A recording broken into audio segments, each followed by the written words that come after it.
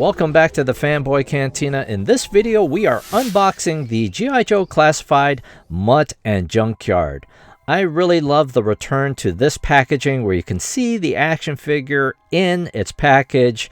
It looks really great. Mutt and Junkyard were favorite toys for me back in the day as part of the G.I. Joe A Real American Hero line, and I really like the updates made to this figure.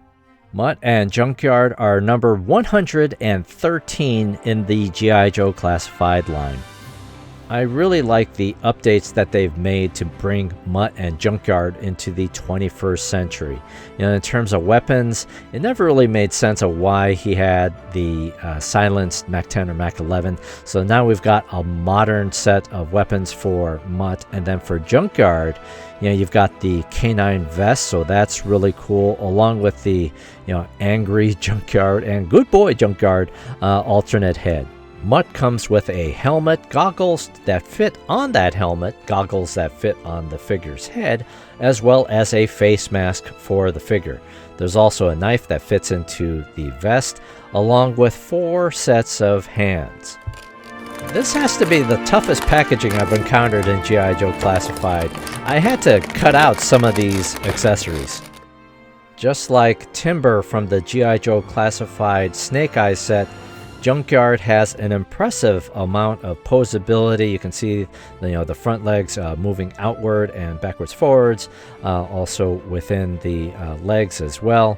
So that allows for different posability options, whether you want that angry Junkyard look or the good boy Junkyard look, as it were.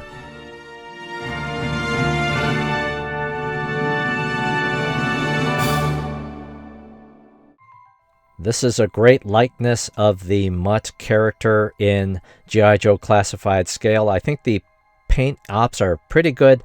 Typically when I look at it, this is a good photo, but when I look at it, I feel like one of the eyes is looking the other way, but I think it looks really great. And I guess if you truly have issues with the head sculpt, you can use the face mask, or you can use the goggles as well, but I do think it's a good looking head sculpt.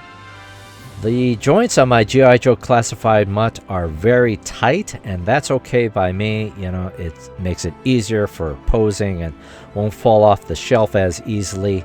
You've got your, I think, standard articulation for G.I. Joe Classified, except for the, to point out the obvious, you don't have that chest joint, the middle of the chest joint.